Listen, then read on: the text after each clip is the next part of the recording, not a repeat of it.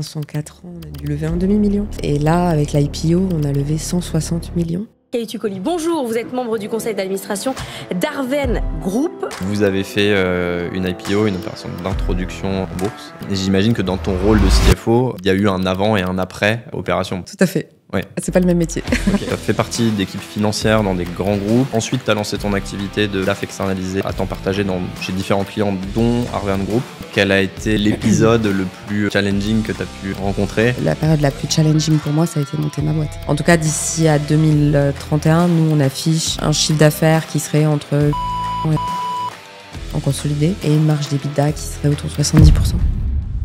Bonjour à tous et bienvenue dans Le Nerf de la Guerre, le podcast destiné à booster la gestion financière de votre entreprise. À chaque épisode, vous retrouverez un condensé de conseils hyper actionnables et de stratégies concrètes pour optimiser vos finances et prendre des décisions éclairées. Le Nerf de la Guerre, c'est un podcast qu'on a pensé pour les CEO et les CFO en quête d'efficacité et dans lequel on évoquera ces sujets de gestion financière sans jargon et sans détour. Pour me présenter rapidement, je m'appelle François Mingeot, je suis fondateur et CEO de Figure, une solution SaaS de pilotage financier pour les PME. Avant de monter Figure, j'ai toujours travaillé dans le secteur de la finance et j'ai d'ailleurs toujours été passionné par les sujets de finance et d'entrepreneuriat. C'est pour ça que j'ai décidé de monter ce podcast, Le Nerf de la Guerre, pour pouvoir évoquer et retranscrire toutes les conversations passionnantes que je peux avoir avec des CEO et des CFO au quotidien sur leurs enjeux de gestion financière. Si vous aimez ce podcast, n'hésitez pas à nous soutenir, un like, un commentaire, un partage, ça fait toujours plaisir et surtout ça nous aide énormément à faire connaître le contenu. Sans plus tarder, j'accueille maintenant mon invité du jour, Emeline Otax, DAF d'Arven Group. Bonjour Emeline. Bonjour François. Pour commencer, tout simplement, je vais te demander si tu peux bien te présenter et nous présenter Arven Group, s'il te plaît. Très bien. Déjà, merci pour l'invitation. Je suis ravie d'être là. Donc, effectivement, je suis Emeline Otax. Je suis DAF d'Arven Group. Arven Group, c'est un groupe industriel spécialisé dans la transition énergétique par le sous-sol. Donc, on a été créé en 2018. Et aujourd'hui, Arven, c'est 3 métiers. Un premier métier qui est un peu notre socle aussi historique. Et puis, celui sans quoi rien ne se fait. C'est le métier du forage. On a une société qui s'appelle Arven Drilling Services et une autre qui s'appelle Drill Deep et qui font du forage. Donc, c'est des trous. On a eu l'habitude de voir ça dans le pétrole. Aujourd'hui, on fait ça pour la géothermie. Donc, ça, c'est une première branche. Une deuxième branche qui s'appelle Degré, qui fait de la production de chaleur géothermale. Donc, une fois qu'on a foré, on met une centrale de chaleur et on produit du mégawattheure pour chauffer des bâtiments, pour décarboner tous les systèmes de chauffage, tous les réseaux de chauffage urbains notamment. Et puis une troisième branche qui est Lithium de France, qui fait à la fois de la production de chaleur géothermale, mais avec un petit plus qui n'est pas si petit, qui est l'extraction de lithium des eaux géothermales, puisqu'en France, dans le sous-sol alsacien, dans le fossé rhénan, les eaux géothermales sont chargées en lithium. Ce qui est assez intéressant pour la France, la souveraineté française, et pour produire des batteries qui, demain, permettront d'électrifier nos voitures et notre mode de transport. Voilà, ça c'est Arven. Super, super intéressant, super complet. J'ai plein de questions sur Arven Group. Ouais. Avant de passer un peu de temps justement sur Arven Group, plein de questions aussi sur toi, sur ton parcours. Pour commencer, donc, tu as rejoint Arven Group en tant que DAF il y a combien de temps exactement ? Alors, c'est une question facile, mais la réponse ne l'est pas. J'ai rejoint Arven Group en tant que salarié en juillet 2023. Mais avant ça, j'ai travaillé pour Arven depuis janvier 2020 en temps partagé, puisque j'étais DAF en temps partagé avant ça. Ok, oui, tu m'expliques un petit peu ton parcours avant qu'on commence l'épisode. Donc, tu as été, je crois, tu as fait partie d'équipes financières dans des grands groupes. Ensuite, tu as lancé ton activité de DAF externalisé à temps partagé chez différents clients, dont Arven Group. Exactement. Et donc, tu as fini par rejoindre l'un de tes clients, Arven Group, l'année dernière, il y a un an et demi. C'est ça. Ok. Je suis assez curieux de comprendre un peu mieux ce qui t'avait motivé après un parcours on dirait assez classique pour quelqu'un qui travaille dans la finance d'aller travailler dans une direction financière, dans une grosse structure. Qu'est-ce qui t'a motivé à faire ce switch, d'aller lancer ton activité de DAF externalisé? Parce que c'est un changement qui peut... On reste sur le métier de la direction financière, mais pour des clients qui sont complètement différents. C'est quelque chose qui, de l'extérieur, peut, pour certaines personnes, sembler risqué. Qu'est-ce qui t'a motivé à prendre ce risque? Je ne sais pas si c'était un choix conscient à l'époque. Le premier choix que j'ai fait, en tout cas, c'est de quitter le grand groupe. Pour plusieurs raisons. J'avais envie d'enrichir mon expérience, on va dire.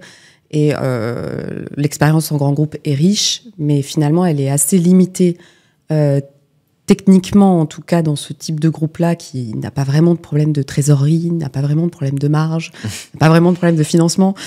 Donc, sur la partie financière, finalement, les sujets sont assez limités. On est beaucoup dans la gestion, les prévisionnels, etc. Mais voilà, techniquement, financièrement, je me sentais un peu à l'étroit. Donc, j'ai d'abord décidé de quitter le grand groupe. Et puis, en quittant le grand groupe, on a déménagé dans le sud-ouest avec mon mari, à Pau, lui étant originaire de cette région-là, et montant sa boîte par ailleurs. Et comme on aime bien faire les choses ensemble, moi aussi, j'ai décidé de monter mon activité, mais plus par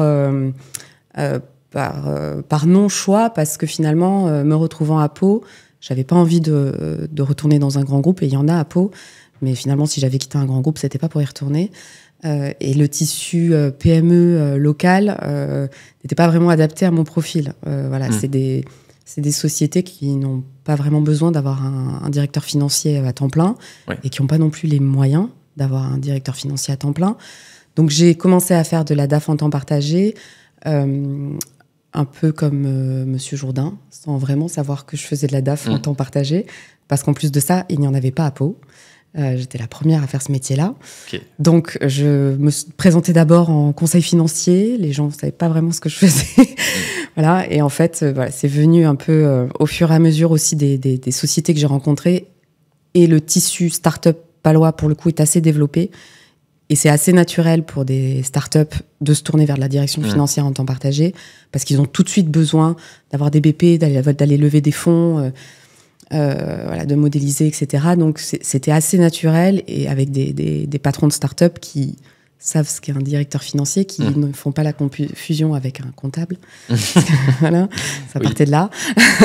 Et donc, voilà. Et puis, ce côté multi-dossier, multi-secteur, moi, du coup, ça me nourrissait aussi beaucoup, et de ne pas être juste sur un dossier, mais d'en avoir plusieurs en parallèle à gérer. Ouais. Je trouvais ça assez stimulant intellectuellement. Donc, voilà. Tu gères combien, justement, de dossiers simultanément, environ, quand tu es DAF externalisé? Je ne me rends pas compte. Alors, je ne sais pas ce que font les autres. Ouais. Moi, j'en ai jamais géré plus de 5. OK. Parce que j'estime que le métier de directeur financier est quand même un métier dans lequel on doit être extrêmement réactif, et qu'au-delà de 5 dossiers, on ne l'est plus. Alors, je me suis staffée aussi. J'ai recruté une contrôleuse de gestion assez rapidement pour être complémentaire dans ce qu'on pouvait proposer aux clients. Et puis moi, ne pas faire de contrôle de gestion, ce qui aurait été un peu surpayé pour mes clients. Mais voilà, moi, je n'ai jamais géré plus de 5 dossiers en même temps. OK. Et ça occupait bien mes journées déjà. Ouais, j'imagine. Je m'attendais à un nombre un peu plus faible, je t'avoue. Je sais pas ce que font tous les autres, mais ceux que j'ai en tête, c'est entre 2 et 5, j'aurais dit.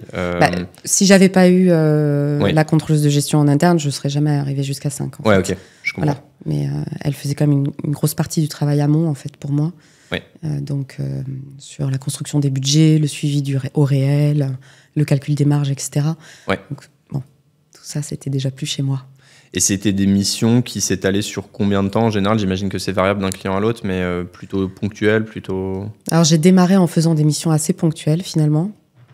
Ce qui m'a aussi permis de construire mon réseau. Enfin, je connaissais personne quand je suis arrivée à Pau, donc voilà. Donc, c'était plutôt en mode pompier sur des besoins d'aller lever des fonds, voilà. Ou de faire des audits même financiers des sociétés. Et ensuite, les clients que j'ai eus, là, les 5 clients que j'avais, en fait, je les ai eus à partir de 2019, je pense, et je les ai quittés en 2023 quand je suis devenue salariée. Ah oui, ok, donc des vraies collaborations long terme, une fois qu'elles se sont installées. Et alors, tu as déjà commencé à y répondre. J'imagine que c'est en 2 phases, plutôt sur les missions plus ponctuelles, les missions plus long terme. Mais je pense qu'une question que se pose beaucoup de DAF externalisés, c'est comment est-ce que tu trouves tes clients en tant que DAF externalisé?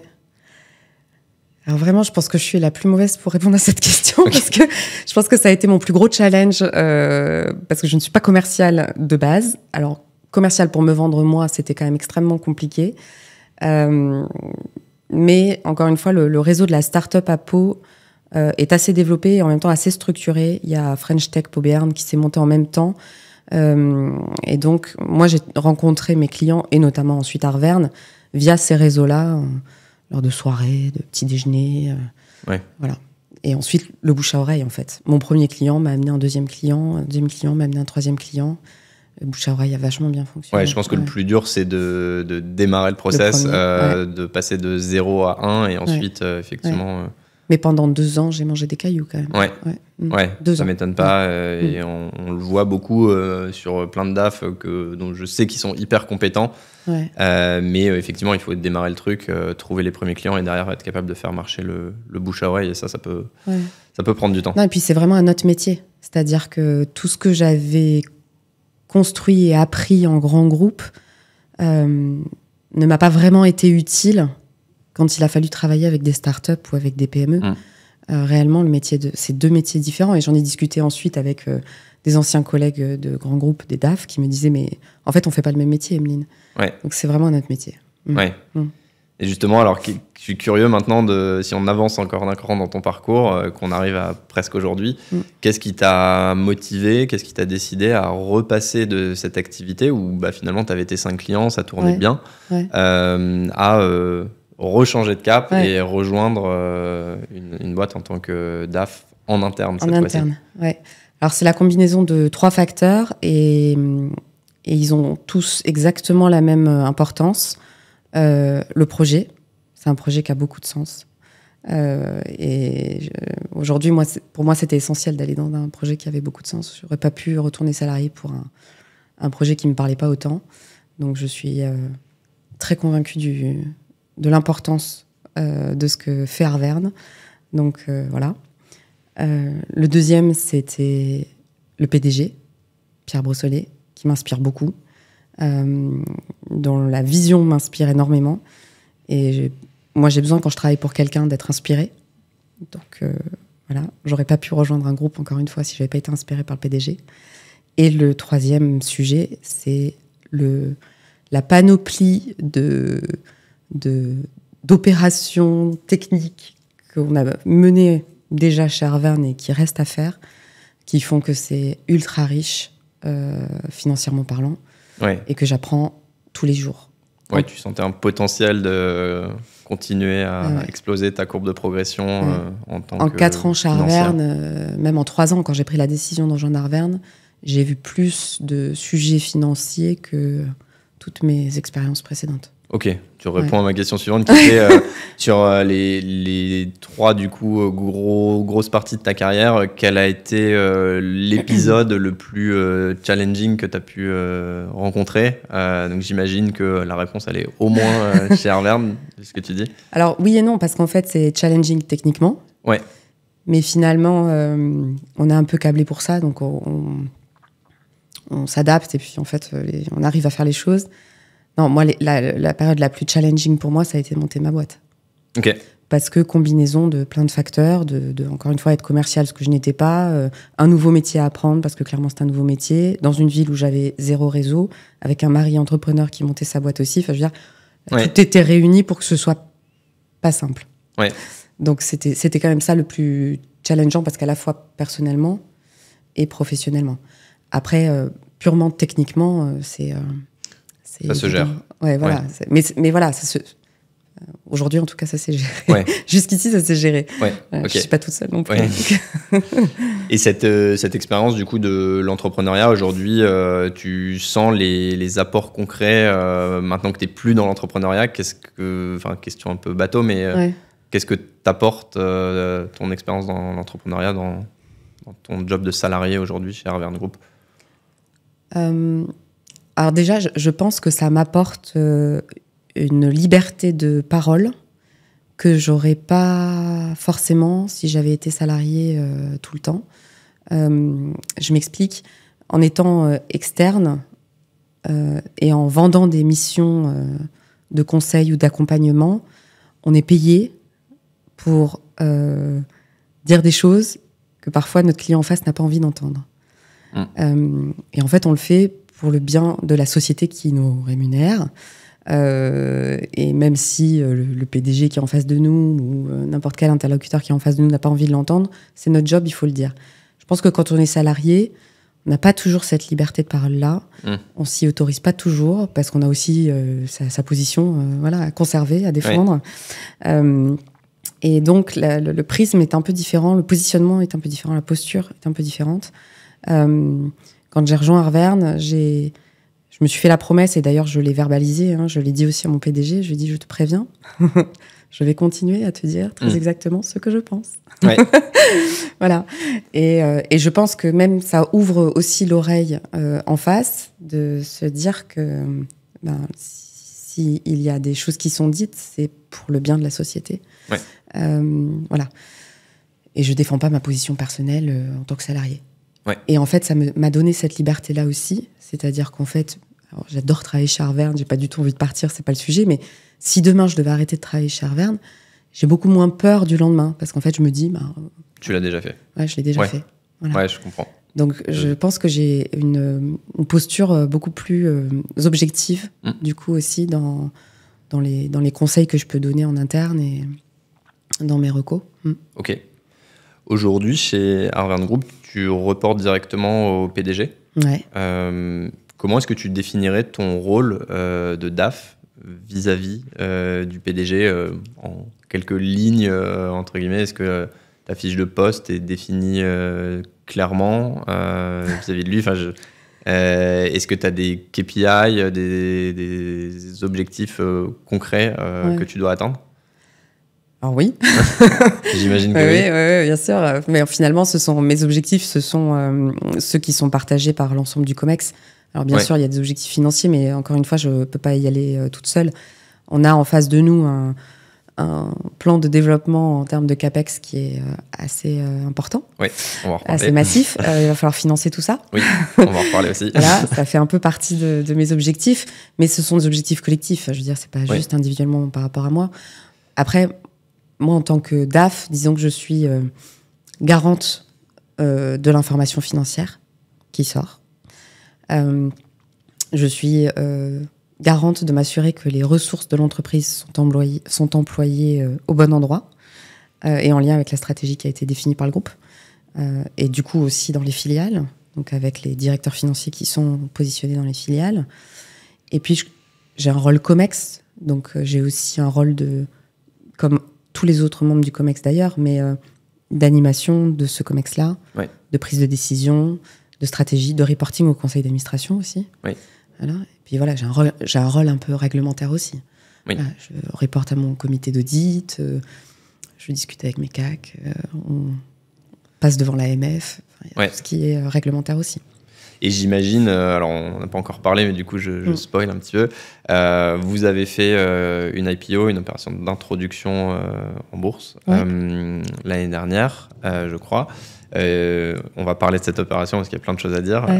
Mais j'imagine que dans ton rôle de CFO, il y a eu un avant et un après opération, parce que j'imagine que les obligations de reporting vis-à-vis de l'extérieur, notamment les obligations réglementaires, sont pas du tout les mêmes et que ça a dû complètement transformer ton job. Oui, tout à fait. Ouais. C'est pas le même métier. Okay.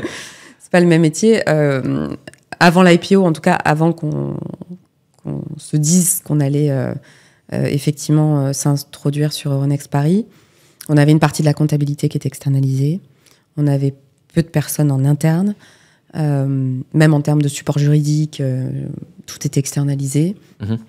Et on publiait nos comptes, basiquement, en mai, N+1, le minimum requis, les liasses fiscales, voilà. Post-IPO, effectivement, c'est un peu différent. On a les obligations AMF qui s'appliquent, donc des publications qui sont plus régulières, au moins semestrielles, de comptes consolidés, en IFRS. Tout ça, on ne le faisait pas. Oui. Voilà. Donc, c'est des nouvelles compétences aussi à acquérir. Et puis, toute la partie communication financière aussi qui n'existait pas du tout. Enfin, qui était vis-à-vis de nos minoritaires, des Family and Friends, en gros, qui étaient rentrés dans des premiers tours de table chez Arverne, mais c'était quand même assez léger, finalement, le reporting. Et puis, voilà, tout ce qui va avec la gouvernance d'une société cotée, un conseil d'administration, un comité d'audit, des budgets à faire valider de façon extrêmement officielle, un reporting beaucoup plus régulier, voilà, un pilotage. Comment tu as fait individuellement pour être sûr d'être capable de suivre la transformation de ce rôle de DAF avant, après IPO, puisque tu disais les règles sont plus les mêmes, les compétences requises du coup sont plus les mêmes. Comment toi, individuellement, tu as assuré justement ta montée en compétences pour pouvoir être assuré le avant et le après, surtout l'après? La clé, c'est de bien s'entourer. Je pense que quand on s'embarque dans ce genre de trajectoire, c'est pas le moment où on doit se dire non mais en fait on va prendre un petit cabinet qui va nous le faire sur le côté. Voilà, c'est le moment de déployer les gros moyens pour y arriver. On était dans un timing en plus extrêmement contraint, c'est-à-dire qu'on a décidé, enfin on a eu des discussions vraiment sur cet objectif d'IPO en février 2023. On devait déposer un prospectus à l'AMF en juillet 2023 et avoir fait tout le réglementaire, toute la conso des 3 dernières années en IFRS dans ce temps-là. La semaine dernière, je témoignais auprès de KPMG, qui sont nos commissaires aux comptes à la Défense, sur ce sujet-là du passage aux IFRS notamment. Et donc, ils montraient un planning de déploiement classique. On est entre 9 et 12 mois. Voilà, on l'a fait en 5. Au démarrage, tout le monde nous a dit c'est impossible. On l'a fait quand même. Mais parce qu'on s'est extrêmement bien entouré. Donc, il faut aller chercher les spécialistes du sujet, ceux qui ont déjà fait, qui connaissent, et qui vont nous permettre justement de nous assurer qu'on n'a pas d'angle mort. Ouais. Parce que je pense que ça, c'est le pire, de découvrir des choses au dernier moment. Et quand même, aujourd'hui, enfin, je veux dire, les cabinets compétents, il y en a beaucoup. Donc, c'est pas un sujet. Mais par contre, effectivement, c'est un investissement. Oui. Voilà. Et puis après, en parallèle, en interne, de recruter du monde, de les faire monter en compétences, de les former pour peu à peu transférer aussi la compétence de l'externe vers l'interne. Mais je reste assez convaincue que le conseil externe est important parce que quand on est la tête dans le guidon et on n'est pas encore staffé comme une boîte du CAC 40, on ne peut pas se permettre de se dire qu'on va y arriver tout seul. Ouais. On a parlé de l'externe, du coup, tu as effleuré l'interne. Aujourd'hui, justement, l'équipe finance chez Arverne Group, elle ressemble à quoi? Tu travailles avec qui? Alors, l'équipe finance, c'est des contrôleurs de gestion.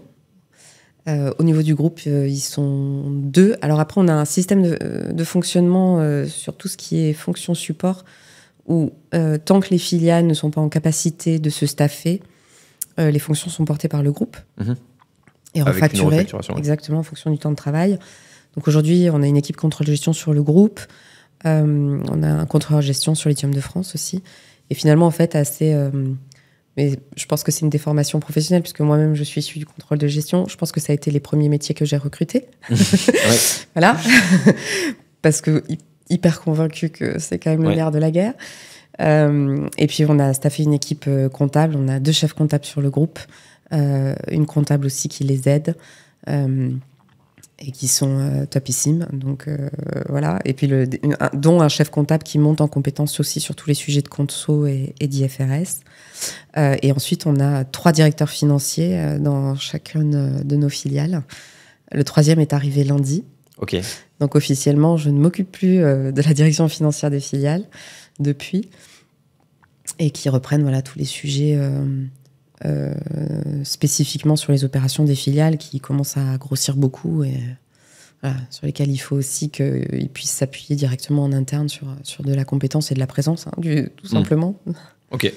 Voilà. Ok, super clair. Ça reste une petite équipe pour l'instant. Tout est relatif. Mais oui, mais je vois ce que tu veux dire. Elle est amenée à grossir, c'est ce que j'entends. Voilà. J'ai évidemment envie de reparler de l'IPO, on en a déjà un petit peu parlé, mais c'est un des gros sujets. L'IPO, c'est un type d'opération assez spécifique, hein, je pense qu'on peut le dire. Enfin, il y a peu de directeurs financiers qui ont la chance, entre guillemets, de vivre une IPO de l'intérieur dans leur carrière. Moi, je t'envie, j'espère un jour avoir cette chance. Je l'ai fait. J'ai travaillé pendant quelques années dans la banque d'affaires d'HSBC, donc on était conseil. Je travaille parfois avec les équipes ECM sur les projets d'introduction en bourse. Mais j'imagine que de l'intérieur, ça n'a rien à voir. Donc, j'ai plein de questions. Déjà, Arverne Group, c'est une structure qui est relativement jeune. L'IPO, c'est une opération on a l'impression qu'elle vient couronner une certaine ancienneté, une certaine maturité sur un marché. Est-ce que tu peux m'expliquer ce paradoxe? Pourquoi vous avez décidé, vous, en tant que jeune structure, d'opter pour un financement par l'IPO? Alors, c'était une introduction en bourse un peu particulière, puisqu'en fait, on a été introduit de par un mécanisme un peu singulier. Il y en a eu 7 ou 8 en France, et je pense qu'il n'y en aura plus. Ça s'appelle un despacking. Je fais une toute petite parenthèse ici pour expliquer simplement le principe d'un SPAC en finance. Un SPAC, c'est l'acronyme de Special Purpose Acquisition Company. On pourrait traduire en français société d'acquisition à vocation spécifique ou quelque chose comme ça. Concrètement, un SPAC, c'est une société qui va être cotée en bourse, mais qui n'a aucune activité commerciale propre au départ. C'est une société qui est créée uniquement dans le but de lever des fonds auprès d'investisseurs, et avec l'engagement d'acquérir ou de fusionner avec une entreprise existante.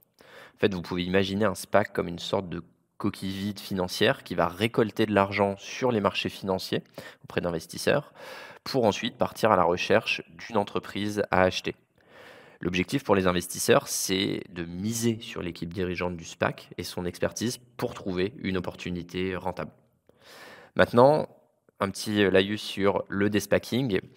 Une fois que le SPAC a trouvé sa cible, par exemple une PME ambitieuse comme Arverne Group, PME ambitieuse qui veut entrer en bourse rapidement, en fait, les deux entités, le SPAC et la PME, vont fusionner. Et l'entreprise cible devient alors publique grâce à cette opération. C'est ce processus qui est appelé le despacking, qui est en quelque sorte l'inverse de la création du SPAC. C'est là où la coquille vide, entre guillemets, va se remplir en donnant vie à une nouvelle société cotée. C'est une alternative au processus classique d'introduction en bourse, comme l'explique Emeline, vous allez voir, qui est souvent plus rapide et moins coûteuse, mais avec ses propres défis et risques. Voilà pour cette parenthèse. Revenons maintenant à notre échange avec Emeline. En fait, on s'est rapproché, enfin, on a fusionné avec un SPAC, qui est donc un objet qui a levé des fonds auparavant sur une thèse. En l'occurrence, nous, c'était le SPAC Transition, qui avait levé des fonds sur la thèse de la transition énergétique, et qui nous a approchés pour qu'on fusionne ensemble. Et en l'occurrence, c'est comme ça qu'on s'est retrouvés mis sur le marché. Donc c'est un peu particulier. Et pour nous, c'était l'opportunité à la fois de lever beaucoup de fonds. Si on était resté en private equity, je ne pense pas qu'on aurait levé autant de fonds, ou en tout cas pas pour un minimum de dilution, on va dire. Tu peux nous donner les chiffres de ce que vous aviez levé avant sur un modèle private equity et lors de l'IPO? Sur le groupe même, parce qu'on avait fait une série A sur Lithium de France, on avait levé 8 millions en private equity, mais sur le groupe lui-même, on avait levé, je pense en 4 ans, on a dû lever un demi-million. Ok. Voilà. Et là, avec l'IPO, on a levé 160 millions, sachant que les actionnaires historiques d'Arverne détiennent encore 50% du capital. Ok. Voilà. Donc c'était beaucoup de fonds et puis en fait une opportunité d'accélération incroyable. Ouais. Parce qu'effectivement, comme on l'a dit, qui dit IPO dit se structurer, se staffer, aller vite, aller plus vite. Ouais. Et puis enfin aussi, c'est aussi une place de visibilité, d'être coté sur les marchés. Donc on est un peu sorti de l'ombre en étant coté. Donc c'était aussi très bien, à la fois pour Arverne, mais aussi pour la géothermie de façon plus générale, de faire parler de ce sujet-là. Donc voilà, c'est beaucoup de visibilité, grosse accélération en termes de structuration et des fonds qu'on a réussi à lever aussi. Ouais, c'est on va en parler après, mais vous avez besoin de financer des CAPEX, des investissements sur du assez long terme, on va dire, sur des montants qui sont assez élevés. L'IPO, c'était la meilleure manière d'aller chercher ces gros montants de financement le plus rapidement possible pour débloquer l'opérationnel, en fait. Exactement. Okay. Exactement. Comment t'expliques, je suis assez curieux de comprendre, vous avez levé 160 millions, les actionnaires historiques ont toujours plus de 50%. Ça veut dire que si tu fais un produit en croix, l'opération a très bien valorisé la société. Comment est-ce que tu expliques que l'opération d'IPO, la mise sur le marché public, c'est ça, c'est la mise sur le marché public des actions d'Arverne Group, a été aussi bien reçue par le marché et que le marché a aussi bien valorisé Arverne Group, qui était encore une structure assez jeune? Alors, les fonds qui ont été levés, ils ont été levés pas directement sur le marché. On n'a pas fait un appel au marché. OK. Donc, par exemple, Adam Invest a mis de l'argent dans Arverne. Renault a mis de l'argent dans Arverne. Donc, en fait, les fonds qui ont été levés parce que Arverne est un objet qui les intéresse. Si on avait fait un IPO classique et qu'on s'était adressé directement au marché sans être connu, en étant très jeune, je ne suis pas certaine qu'on aurait levé autant. Donc là, c'était en approchant en fait des acteurs assez spécifiques autour de la transition énergétique, du lithium pour Renault, etc., qu'on a réussi à lever ces montants-là. Okay. Donc, d'où l'accueil, en fait. Et du coup, est-ce que tu peux nous expliquer pourquoi ne pas avoir fait une levée de fonds type private equity? On émet des nouvelles actions en primaire, on fait rentrer ces nouveaux investisseurs, Renault, etc., sur un tour de private equity classique plutôt qu'une IPO. En fait, par le système du SPAC, donc quand le SPAC a levé des fonds au départ, ils ont levé 200 millions. 200 millions sur la thèse de se rapprocher d'une entreprise dans la transition énergétique. Au moment du despacking, en fait, l'objet de ce SPAC, c'est de se dire on a des investisseurs qui ont des fonds à placer en un moment où les taux étaient très bas à l'époque, et donc ils le plaçaient dans ces objets-là de SPAC. Il y en a eu énormément aux États-Unis, en se disant, en fait, au moment du despacking, ils ont la possibilité d'être remboursés de leur investissement initial, mais ils laissent le BSA dans la société, l'entité fusionnée. C'est comme ça qu'ils se font de l'argent, en fait. C'est-à-dire que c'est assez peu risqué, finalement, parce que, bon, on déspaque pas, ils sont remboursés les fees en moins de ce qu'aura coûté les 2 années de cotation. Et si on déspaque, ils peuvent être remboursés et laisser le BSA dans l'objet fusionné. Donc, dans les 160 millions qu'on a levés, il y a à peu près 90 millions qui ont été levés en plus. Et le reste, c'est des actionnaires historiques du SPAC qui n'ont pas demandé à être remboursés. D'accord. Et ces actionnaires-là historiques, encore une fois, je ne sais pas si on aurait réussi à les atteindre si on avait été juste Arverne Group SAS qui cherche à être coté, etc. Parce que ces actionnaires historiques qui ont été apportés aussi par les fondateurs du SPAC Transition, donc Xavier Caiucoli, Fabrice Dumonteil et Éric Maïs, qui ont aussi un réseau qui ont permis de lever 200 millions au départ. Donc voilà, ces actionnaires-là, qui ont fait confiance aux fondateurs du SPAC au départ, et ensuite qui leur ont à nouveau fait confiance quand ils se sont rapprochés d'Arverne. Je ne sais pas si on aurait été, vu notre jeunesse à l'époque, capable d'aller les chercher. Ok, je comprends. Une fois que vous avez décidé d'enclencher tout ce processus, c'était quoi les facteurs clés de succès? C'était quoi les gros sujets de focus pour toi en tant que DAF qui pilotait tout ça, les sujets sur lesquels il ne fallait pas se planter? Il y en avait 2. Le premier, il est technique, juridique, financière, être capable de délivrer ce qu'il faut délivrer. Et il y en avait des prospectus de fusion, des prospectus de pipe, des comptes, des machins, etc. Donc, le premier, il était là-dessus. Et c'est à la fois du travail, mais c'est aussi de la coordination avec tous les conseils dont on a pu s'entourer. Et puis le second, c'est d'aller lever des fonds.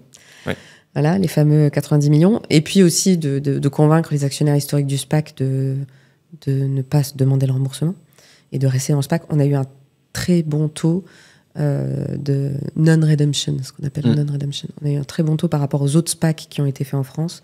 Je pense que Deezer est le SPAC qui a dû déspaquer juste avant nous. Ils ont eu 90% de demandes de remboursement. Ouais. Donc, voilà. Mais on a eu plutôt un bon taux. Et puis, voilà, d'aller lever les fonds. Après, dans le rôle de la levée de fonds, c'est toute l'équipe qui compte. C'est aussi les fondateurs historiques du SPAC. Et c'est le PDG. Ouais. OK. Qui doit convaincre. Ouais, évidemment. Toujours. Voilà, mais il fait ça très bien. OK. OK. Je reviens sur... j'ai envie de parler de la stratégie financière actuelle d'Arverne Group.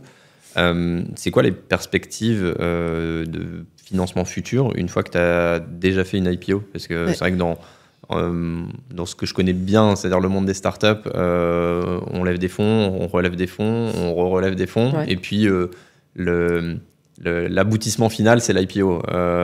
Du coup, naturellement, je me pose la question, c'est une fois que tu as fait ton IPO, c'est quoi la suite? C'est à peu près pareil. On va retourner lever des fonds et retourner lever des fonds.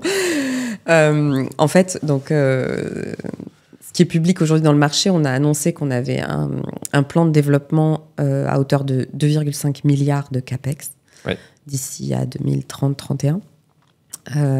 Et pour aller financer ce CAPEX-là, c'est un savant mélange à la fois de dette projet, donc on travaille là-dessus, de subventions, parce que, mine de rien, on est sur des sujets qui sont aussi importants pour l'État, pour l'Europe, et sur lesquels il y a des fonds qui sont fléchés.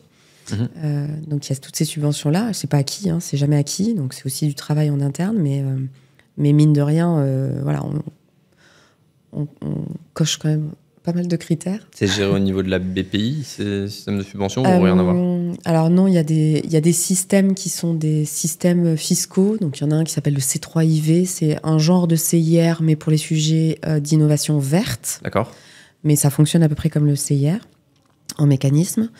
Il y a un fonds qui est géré par l'ADEME, qui s'appelle le fonds chaleur, qui est pour tous les projets de chaleur renouvelable. Et après, au niveau européen, géré par la Commission européenne, il y a un dispositif qui s'appelle l'Innovation Fund et qui finance les sujets d'innovation qui permettent de décarboner. Donc, il y a à la fois un montage financier, un dossier financier robuste à monter, mais aussi d'être capable de valoriser tout ce qui va être évitement d'émissions carbone. Okay. Voilà. Donc ça, c'est les dispositifs de subvention qui existent. Et puis ensuite, il y aura de l'equity. Donc de l'equity au niveau du groupe, donc retourner dans le marché. Ouais. Potentiellement, au niveau des sociétés de projet, il peut y avoir de l'equity aussi qui rentre directement dans les sociétés de projet. Oui. Ça dépend de ce dont on parle, mais typiquement sur Degré, qui produit de la chaleur à destination de la décarbonation des réseaux de chaleur urbains, on peut imaginer que certaines municipalités, communautés de communes soient intéressées à rentrer dans ce type de sujet-là, en amenant notamment le foncier, voilà, sur lequel on pourrait construire une centrale chaleur.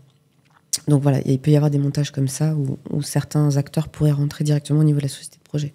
Ok. Et s'il y avait un refinancement equity au niveau de la tête de groupe, il se ferait sous quelle forme, sur quel type d'opération, selon toi?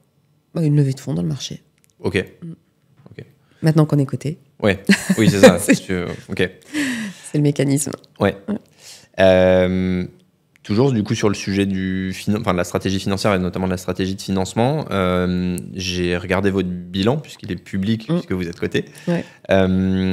Je m'attendais assez classiquement et je pense naïvement à avoir une structure qui est un peu chargée en dette, que tu mets en face de l'equity que vous avez levé avec toutes ces opérations.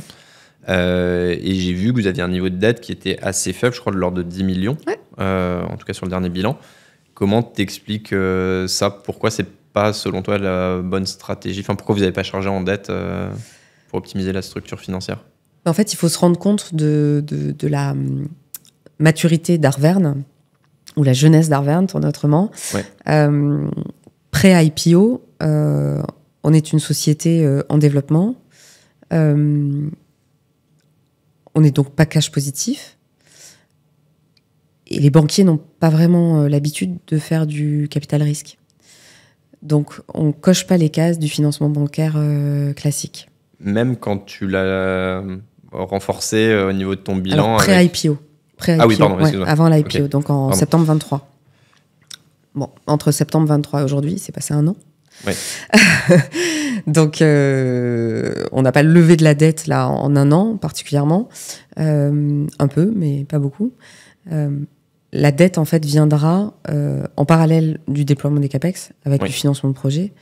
Et on ne va pas aller lever de la dette en levant 3 millions, 5 millions, 6 millions. On va aller lever beaucoup de centaines de millions pour financer les CAPEX. Pour faire un financement de projet. Donc, monter un financement de projet avec un pool bancaire. Ouais. Tu vois, je ne sais pas si tu connais les sociétés type... alors, nous, on regarde Vercor, on regarde Vulcan. Vulcan, c'est un peu notre homologue de l'autre côté du Rhin. Ou Vercor qui est en France, tout ce qui est Gigafactory, ce type de choses.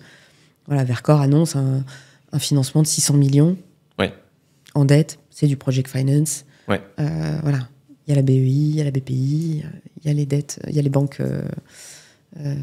qui sont rentrées dedans, etc. Donc voilà, c'est un vrai sujet, mais c'est un projet aussi qui se fait pas du jour au lendemain.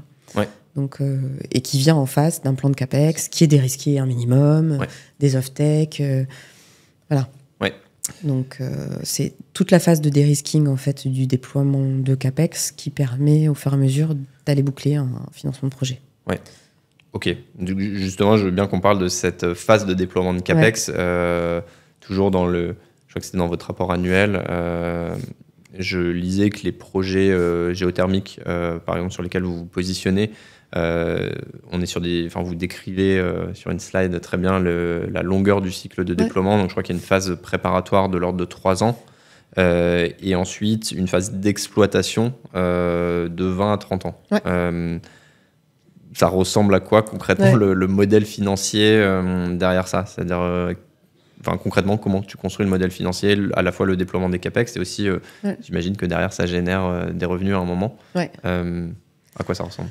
En fait, le déploiement de CAPEX, effectivement, alors si je prends un projet isolément, parce qu'en fait, nous, on a une multiplicité de projets, donc voilà, pour voir vraiment la cinétique d'un projet, effectivement, il y a peut-être 2-3 ans de déploiement de CAPEX, mais en fait, la majorité du CAPEX, elle est concentrée dans les 12 mois qui précèdent la première production, que ce soit de chaleur, de lithium un petit peu plus long, mais pour la chaleur en tout cas.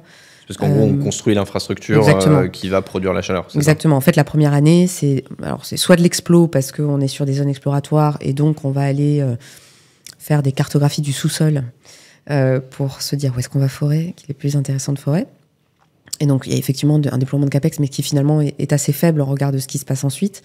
Et puis ensuite, une fois qu'on sait où on va forer, on fore, un doublé de géothermie, une centrale, une pompe à chaleur. Ça prend basiquement 1 an, même pas, 9-12 mois. Et ensuite, on produit la chaleur.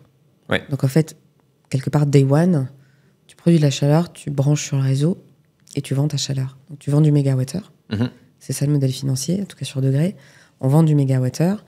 Et après, les OPEX de fonctionnement classique d'une centrale avec de l'électricité, un minimum de personnel, parce qu'en fait, ça fonctionne assez bien tout seul. Et puis de la maintenance toutes les 4-5 ans. Voilà. Et puis au bout de 20 à 30 ans, on est sur une fin de concession. On démantèle le puits, on rebouche, et puis c'est fini. Généralement, il y a quand même des prolongations de concessions, etc. Parce que comme c'est des gros CAPEX, personne n'a envie d'aller refinancer ça, parce que finalement, c'est dans le coût aussi de la chaleur derrière. Donc, si on a des puits qui ont été bien maintenus et qui continuent à bien produire, voilà, on essaie de prolonger les concessions. Et voilà. Mais assez basiquement, en fait, financièrement, effectivement, il y a une phase de CAPEX avec du financement en face. Et puis ensuite, on vend du mégawattheure avec des OPEX pour faire fonctionner une centrale. Et voilà. Sur la partie lithium, les CAPEX sont plus importants parce qu'en fait, une fois qu'on a... La base est la même, un doublé de géothermie, un peu architecturé différemment pour aller chercher du lithium, une centrale chaleur dessus, de l'eau qui part dans des tuyaux pour faire chauffer des villes, ou des industries d'ailleurs, et puis qui, au retour, passe dans un gros filtre pour en extraire le lithium, qui est ensuite concentré, puis raffiné, qualité batterie, et ensuite on vend du lithium qualité batterie. Donc là, c'est d'abord de la production de chaleur et de la vente de mégawattheures, et puis ensuite de la production de lithium. Voilà. Mais ce même modèle où CAPEX au début et génération de revenus ensuite étalée sur la durée de la concession de 20 à 30 ans. Exactement. Donc c'est un modèle financier que tu présentes, que tu présenteras typiquement dans le cadre d'un potentiel financement pool bancaire sur cette fenêtre de 20 à 30 ans. Et concrètement, l'analyste financier du pool bancaire qui regarde ce modèle, c'est quoi les risques qu'il cherche à identifier? J'imagine qu'il va faire un calcul de return, de TRI ou équivalent. J'investis des CAPEX, qu'est-ce qui me rapporte sur la durée de vie de ma concession? C'est quoi les risques contre lesquels il cherche à se prévenir au cas où ça se passe moins bien que prévu? Donc effectivement, il va regarder le TRI, assez basiquement. Après... Aujourd'hui, on est dans une phase encore où on est en train de dérisquer le projet. Donc, on a sorti là en septembre ce qu'on appelle une pré-faisability study sur Lithium de France pour valider le modèle technico-économique de la société. Donc, il y a des sociétés qui travaillent là-dessus, qui sont spécialisées là-dedans. C'était une première phase, pré-feasibility study. On va rentrer dans une phase de definitive feasibility study qui ne sera terminée que quand on aura foré un premier puits, qui nous permettra de valider en gros est-ce qu'il y a bien du lithium là dans le sol. Alors on en a quand même une petite idée parce qu'il y a quand même eu déjà des forages dans le coin, mais de valider ce qu'on appelle les réserves.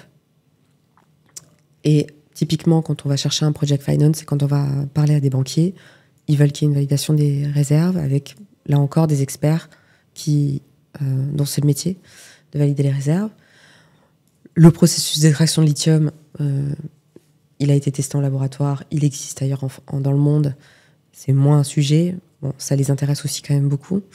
Nous, on va construire un démo plant de DLE, Direct Lithium Extraction, pour valider ça, notre capacité à extraire du lithium. Et basiquement, c'est les grandes étapes pour être capable de dérisquer un projet. Sur la géothermie, c'est un peu différent parce que y a pas de risque technique. Il y a un risque géosciences, c'est le cas aussi pour Lithium de France. En gros, ils aimeraient bien qu'on ait fait un projet, qu'on ait montré qu'on était capable de forer un doublé. Et que voilà. Bon, il se trouve qu'en ce moment même, on est en train de passer l'aéroport Charles de Gaulle en géothermie et qu'on y fore un doublé de géothermie pour ADP. Donc a priori... c'est un bon, faire. C'est un bon POC. D'où l'importance d'avoir cette branche forage qui nous dérisque beaucoup sur la partie géosciences. Arverne a été fondé, je ne l'ai pas dit, mais par des experts du sous-sol, des pétroliers, puisque l'expertise sous-sol a été historiquement beaucoup chez les pétroliers. Et donc, il y a une vraie maîtrise du risque géosciences. On ne joue pas aux apprentis sorciers, quoi. Donc, voilà, c'est des choses qu'on connaît et qu'on gère plutôt bien. Ok. Voilà. Il y a du coup plein de projets qui sont en train de se lancer. J'ai du mal à me rendre compte les états financiers, le compte de résultats d'Arverne Group dans 20 ans. Si tout se passe comme sur des roulettes, ça ressemble à quoi? Alors, dans 20 ans, je ne sais pas, parce qu'on aura certainement fait plein de choses que je n'imagine pas aujourd'hui. Enfin, encore une fois, 4 ans en arrière, il y a extrêmement beaucoup de choses que je ne voyais pas et qu'on a faites finalement. Mais donc, dans 20 ans, je ne saurais pas te dire. Mais en tout cas, d'ici à 2031, nous, on affiche un chiffre d'affaires qui serait entre 800 millions et 1 milliard en consolidé et une marge d'EBITDA qui serait autour de 70%. Ok. Voilà. Impressionnant. On est en train de créer un champion. Ah, je l'espère, oui. J'y crois en tout cas. Ça fait rêver. Je reviens sur des sujets très terre à terre. Moi, comme tu le sais, je suis fondateur de Figure, qui est une solution SaaS de gestion prévision de trésorerie. Donc, je suis Elle aime bien comprendre les outils, quels qu'ils soient, qui sont utilisés par les gens que j'interviewe. Je précise que j'ai aucun biais puisque tu n'es pas utilisatrice des figures chez Arverne Group. Curieux de savoir de manière très générale, c'est quoi les outils que vous utilisez, vous, dans la direction financière d'Arverne Group, pour mener à bien tout ce dont tu nous as parlé. Ouais. Alors là aussi, c'est des choses qui se construisent, hein, parce qu'on a beaucoup accéléré sur ces sujets-là.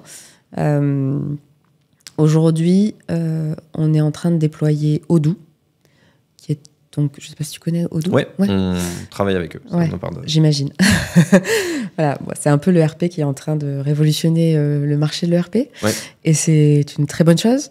Ça a été assez intéressant la façon dont on a sélectionné cet outil-là parce que classiquement, des ingénieurs venant de grands groupes, quand on leur parle de déployer un ERP, ils disent il nous faut du SAP. Puis moi en face, qui leur dit non, on va pas faire ça. Ouais. Donc voilà, il a fallu convaincre, mais je pense que personne va regretter ce choix-là. Le choix d'Odoo, il a été fait parce que c'est un outil actuel, parce que c'est du SaaS, parce que c'est modulaire, parce que c'est agile, et parce que surtout, ça va grandir en même temps qu'Arverne. Moi, je voulais pas m'embarquer dans un projet où on allait designer un ERP sur les besoins d'Arverne en 2030, qui sont pas du tout les mêmes que les besoins d'Arverne en 2024. Et ça aurait été beaucoup trop lourd pour nous aujourd'hui. Ouais. Alors qu'Odoo a cet aspect modulaire ouais. qui est génial et qui permet d'accompagner des sociétés qui sont en croissance rapide, ouais. Sans tout de suite s'en mettre pour 3 ans de projet de déploiement. On a décidé qu'on allait partir avec Odoo en mars 2024. On a déployé le module comptabilité en juillet pour tout le groupe. On est en train de finaliser le module achat qui nous permet d'avoir tout le procure-to-pay intégré avec la partie projet analytique, etc. Ce sera fait au 31/12. Voilà, on va ajouter la brique CRM, on a du ticketing IT dessus, donc c'est vraiment hyper complet. Et en plus de ça, c'est un outil qui s'intègre très bien avec tous les autres outils d'aujourd'hui. Donc j'imagine que si tu t'es rapproché d'eux, c'est parce que tu as compris très rapidement qu'il fallait que Figure s'intègre avec un outil comme Odoo. C'est le cas aussi d'Agicap, ton concurrent, qui est parfaitement intégré avec Odoo. Donc voilà, nous, l'idée, c'était de se dire qu'on avait un outil actuel avec lequel on pourrait avancer dans le temps et avec lequel on n'aurait pas de problème d'interface. Voilà. Donc on utilise Odoo. Et puis après, alors je suis désolée, je vais passer pour une boomer, mais j'utilise aussi beaucoup Excel. Hein. Ah non, mais voilà. Pas du tout, je l'attendais, évidemment. Voilà, Excel, c'est quand même un peu notre meilleur ami pour la partie BP, budget. Enfin, je veux dire, c'est... J'ai pas encore trouvé. En grand groupe, je l'ai pas trouvé. En étant DAF en temps partagé, je l'ai pas trouvé. Et aujourd'hui, j'ai toujours pas trouvé quelqu'un qui puisse faire ce que fait Excel sur la partie planification, BP, modélisation. Enfin. On peut difficilement trouver plus flexible, en tout cas, voilà. Ça c'est sûr. Exactement. Après, il y a des outils qui simplifient, qui templétisent, mais bon, j'imagine quand on a ton expertise... et puis parce qu'on a une trajectoire comme ça. Ah, c'est ça. C'est-à-dire qu'on aurait une société qui tourne depuis 40 ans et puis bon, qui a un PNL qui se ressemble un peu d'une année sur l'autre, avec une petite croissance, etc. Oui, là, peut-être qu'il y a des choses qui peuvent être automatisées, etc. Bon, quand on a une trajectoire comme ça... Ouais. Donc Excel, vous l'utilisez pour la partie plus planification et prévisionnelle pour regarder le futur. Je suis assez curieux, dans ta position, t'es DAF de l'ensemble du groupe. Tu nous as décrit la structure du groupe avec les différentes filiales, les équipes que vous avez mises en place progressivement. Comment justement ces équipes génèrent le reporting pour te donner de la visibilité à toi et aux autres parties prenantes, au CEO, au COMEX les modèles, l'avantage d'avoir été là depuis le début, c'est que tous les modèles de budget, c'est moi qui les ai construits pour toutes les entités du groupe. Donc c'est uniformisé. Ok. Ils n'ont pas le choix. Voilà. Donc sur Excel, modèle de budget sur Excel. Exactement. Et du coup, le reporting du réel aujourd'hui est adapté pour qu'on puisse faire copier-coller. Pour faire ensuite toutes nos analyses d'écart réel budget. Mais l'input du réel, il vient d'où ? Il vient de la compta. De la compta. Ouais, il vient de la compta. Que tu récupères sous Analytique. quel format, via quel outil? Dans Odoo. Ah oui, d'accord, Ouais. ok. Ouais, dans Odoo. Et puis avant ça, dans Sage. Hein. Je faisais très bien aussi déjà dans Sage. Hein. Donc, voilà, qu'on vient intégrer dans nos reportings. Il y a des modèles de budget qui existent dans Odoo, donc je pense que rapidement, on va pouvoir déployer ce nouveau module pour y mettre au moins nos budgets. Pour la partie BP, je suis un peu plus... Bon, je ne sais pas encore si vraiment cet outil pourra gérer ça. Enfin, honnêtement, c'est des modèles qui sont quand même ultra complexes. Tu peux nous expliquer comment tu distingues, parce que je vois l'utilisation de ces termes qui est parfois utilisés différemment, le budget, comment tu le différencies du BP? Le budget, c'est assez court terme, c'est à 12-24 mois max. On regarde à 24 mois quand même, parce qu'on a une trajectoire qui fait qu'il faut quand même qu'on regarde un peu plus loin que 12 mois. C'est du mensuel, c'est ultra détaillé. Voilà, mais en fait, ça n'est qu'un zoom sur le BP.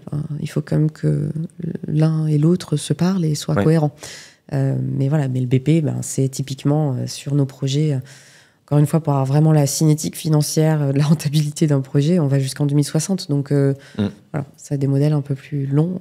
Donc, c'est sur le budget que tu fais cet exercice de contrôle de gestion, donc le réel versus budget, et le contrôle des écarts. Et par contre, sur le BP, on est sur un exercice de projection. Exactement. Dans votre cas, sur des dizaines et des dizaines d'années. Exactement. Ok. Qui doit assez bien ressembler au modèle que tu voyais en banque. Oui. Alors qui était sur des maturités plus ou moins longues. Suivant l'objet aussi, suivant la société. Parce que sur des sociétés d'exploitation opérationnelle, mais pas d'infrastructure, on était sur 5 à 10 ans, je dirais. Et par contre, sur de l'infra, ça s'est allé beaucoup plus. Et d'ailleurs, c'était, je fais la parenthèse, mais des équipes qui en général étaient à part parce qu'elles avaient des compétences...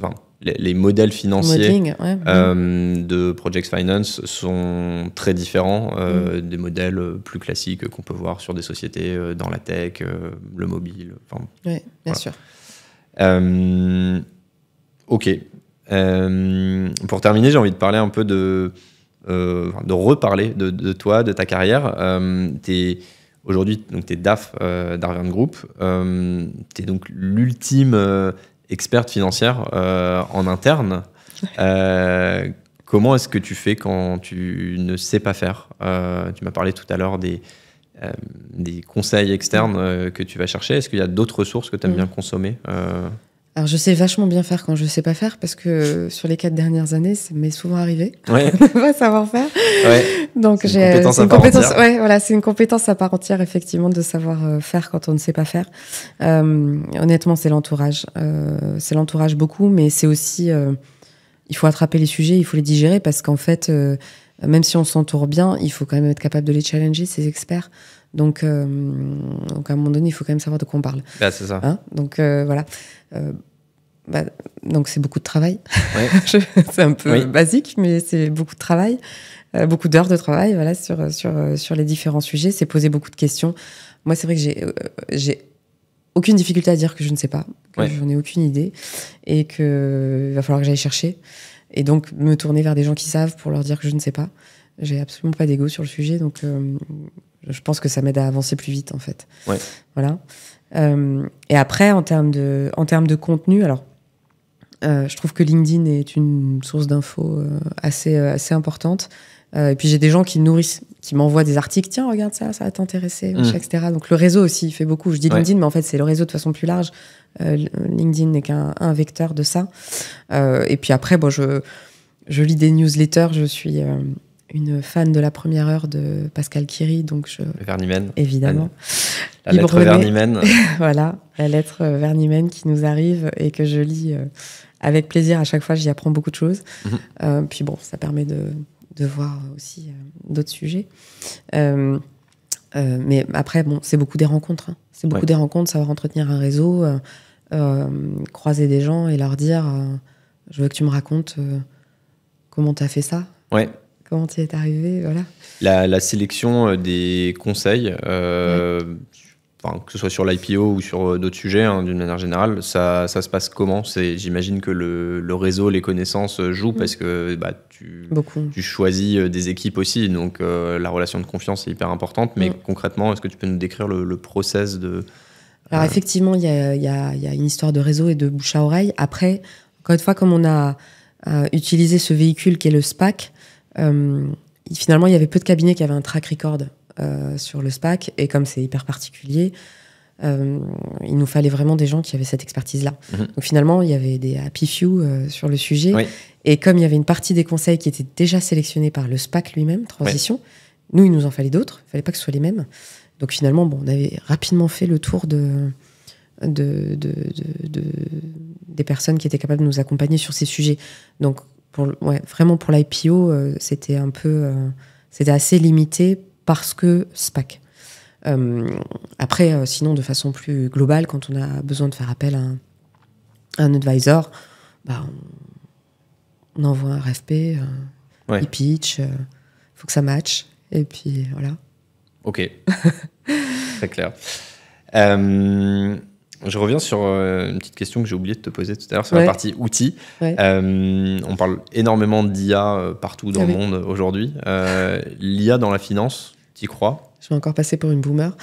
En fait, oui, j'y crois. Enfin, j'y crois. Je sais pas si j'ai la prétention de pouvoir dire j'y crois ou j'y crois pas. Je n'y connais pas assez sur le sujet pour pouvoir vraiment y répondre. Par contre, je pense que c'est un outil formidable pour automatiser tout un tas de choses. Alors, je sais pas si c'est de l'IA ou du machine learning, enfin, voilà, ce type de choses. Mais typiquement, alors on parlait tout à l'heure de tout ce qui est dans le process comptable, d'enregistrement, etc. Enfin, aujourd'hui, les OCR font des merveilles, ils nous font gagner un temps fou. Ouais. Et puis en plus, je veux dire, c'est pas forcément le travail sur lequel il y a une valeur ajoutée énorme non plus. Donc, au moins pour ça, pour être capable de faire ces tâches-là qui n'ont pas toujours de la valeur ajoutée, et puis que nos équipes puissent se focaliser sur des tâches de contrôle plus que de saisie, et puis ensuite d'analyse.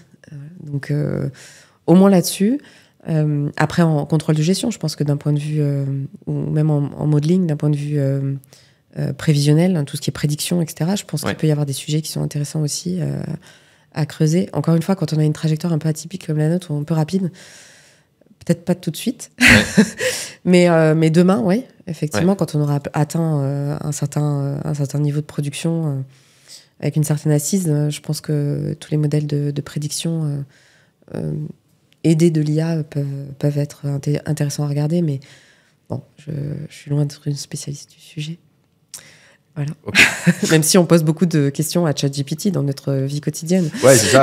Parfois, c'est aussi basique que ça, mais c'est vrai que ChatGPT déjà est une aide au quotidien pour pas mal d'équipes et en l'occurrence pas mal d'équipes finance. Ouais, clairement. Ok. J'ai une toute dernière question sur les femmes en finance. On dit on dit souvent qu'il n'y en a pas assez. Est-ce que, selon toi, c'est vrai ? Et si oui, qu'est-ce qu'on peut faire pour améliorer les choses ? Alors oui, c'est vrai. Il n'y a aucun doute sur la question. Ce qui est assez étonnant, parce qu'en fait, quand on regarde les équipes comptables, elles sont très féminines. Les équipes contrôle de gestion, généralement, c'est assez bien réparti. Mais les directeurs financiers sont principalement des hommes. Donc je trouve ça assez intéressant à regarder. Moi, quand je suis partie, la première fois que j'ai occupé un poste de direction financière, j'étais directeur financier d'une filiale d'un groupe pharmaceutique pour lequel je travaillais. J'étais à Taïwan, dans la région Asie, donc tous les pays d'Asie. J'étais la seule femme. Donc effectivement, il manque des directeurs financiers, femmes, directrices financières. Je sais pas vraiment dire pourquoi. Enfin, je sais pas vraiment dire. J'ai quelques idées quand même. D'une part, c'est un métier, mais comme tous les postes de direction, c'est un métier qui demande du temps et de l'investissement. Et on est encore dans un modèle où il n'est pas si évident pour une femme, d'autant quand on a des enfants, d'avoir des métiers aussi prenants. C'est pas évident pour une femme et c'est pas évident pour le mari de la femme d'assumer ça aussi. Alors moi, j'ai une chance extraordinaire parce que j'ai un mari qui a été élevé par une maman assez progressiste sur le sujet et qui a absolument aucun problème d'ego sur le sujet et qui a aucun problème à se dire que la carrière de sa femme est quelque chose de très important. Et ça m'a énormément aidée, mais lui le vit comme quelque chose d'assez naturel. Honnêtement, ça ne l'est pas du tout. Encore une fois, si je reprends l'exemple de Taïwan, quand on est arrivé là-bas, alors, en termes de réseau d'expats, il est assez petit, en tout cas sur les expats français. J'étais la seule expat femme et mon mari était le seul mari d'expat. Il n'y avait que des femmes d'expat. Quand on a annoncé qu'on partait à Taïwan pour mon travail, 99% de l'entourage était pétrifié à l'idée de savoir ce qu'allait faire mon mari. Si moi, j'ai pas l'opportunité de partir à l'étranger pour justement faire ce move-là, pour prendre le poste de direction financière, que j'aurais pas pu prendre en France parce que la filiale était trop grosse, je pouvais pas prendre un premier poste de DAF en France. Enfin, en tout cas, dans cette société-là. Si j'ai pas un mari qui me suit à ce moment-là, voilà, ça s'arrête. Ouais.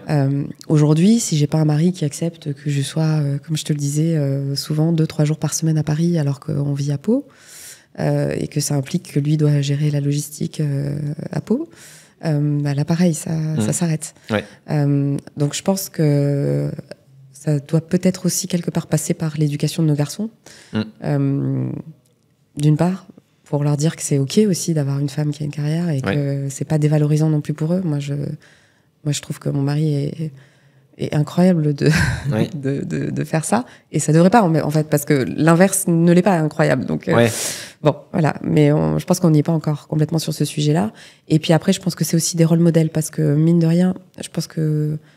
je veux pas faire de généralité, hein, c'est un sujet qui est un peu compliqué, mais on peut aussi avoir une tendance à s'auto-limiter quand on est une femme. Moi, j'en ai vu, hein, des femmes qui disent « Oh non, j'ai pas envie. Oh là là, quoi bon. » Donc on peut aussi avoir cette nature-là, voilà, de s'autocensurer en se disant oh, non, c'est pas pour moi, ou voilà. Donc peut-être pas assez d'exemples autour de soi. Exactement, d'avoir des exemples, de se dire ah, mais en fait elle l'a fait, en fait bon ça se gère, et puis elle a l'air de s'éclater aussi, parce qu'en fait moi je m'éclate.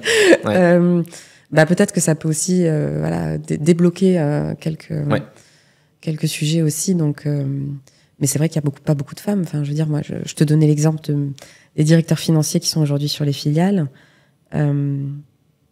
C'est un recrutement que j'ai fait conjointement avec les DG de chaque filiale. J'ai cherché des femmes. Aujourd'hui, j'ai 3 hommes. Voilà. Donc, il y a du boulot à faire, mais après, je pense que c'est à chacun de nous, déjà en tant que femme, de promouvoir ça. Et après aussi, voilà, d'éduquer nos garçons pour dire c'est quelque chose d'ok, en fait. Il faut que ce soit ok. Faut que ce soit ok. Je pense que ça change quand même. Hein. Ça évolue dans le bon sens. Hein. Attention, j'ai l'impression qu'on va dans le bon sens, mais c'est des phénomènes qui prennent du temps. Parce que, comme tu le dis, hein, tu vois, ça passe par l'éducation, mais du coup, si ça passe par l'éducation, ça veut dire qu'il faut attendre le temps qu'on passe une génération. Mais heureusement qu'il y a des gens comme toi et ta famille qui y arrivent. C'est ce que je retiens de ta réponse. C'est 1, l'éducation, et 2, faire comprendre à tout le monde que ça doit être un travail d'équipe. En tout cas, dans ton cas, c'est ça qui a fonctionné. On peut pas faire tout seul. Et puis parce que si à côté, mon mari était, je sais pas moi... patron du CAC 40, on aurait du mal à concilier nos 2 agendas. Aussi, fatalement. Hein. Les journées n'ont que 24 heures. Et puis parce que si dans la fonction finance, tous les métiers qui sont notamment liés à la banque d'affaires, il n'y a que des hommes. Et donc après, quand on passe en corporate, c'est des hommes qui arrivent aussi. Oui, puisque c'est l'évolution classique de faire de la banque ou un métier du conseil et ensuite d'aller en corporate. Et comme ces métiers-là, en banque d'affaires ou en conseil, prennent beaucoup de temps aussi, naturellement, c'est plus des hommes qui continuent dans ces carrières-là qu'une femme qui, à un moment donné, va avoir des enfants. Voilà, c'est encore le cas, je crois. Alors... je crois qu'il y a des efforts qui sont faits. Mais mais exactement. Je ne saurais pas préjuger de quel résultat ils donnent. Mais en tout cas, je sais que des efforts sont faits pour essayer d'accélérer les choses. Non, mais je pense que c'est le cas. Mais bon, il y a encore un peu de chemin à faire. Mais je pense que c'est le cas. Et même, moi, quand j'en parle avec les banques avec qui on travaille, me disent on n'arrive pas à recruter de femmes. Ils en cherchent aussi. Donc, je pense que quelque part, porter la bonne parole en disant que c'est possible et que c'est sympa en plus. On est sur la bonne voie, on va y arriver. Exactement. Super, bah écoute, merci beaucoup Emeline. C'était un plaisir de passer cette heure à échanger sur tous ces sujets avec toi. Plaisir partagé. J'espère que nos auditeurs ont appris plein de choses, mais j'ai pas de doute parce qu'on a évoqué des sujets passionnants. Donc merci à toi d'avoir joué le jeu, d'être venu partager toutes tes expériences et ton expertise parce qu'on a évoqué des sujets assez techniques. Je te dis à bientôt. Merci beaucoup François. À bientôt.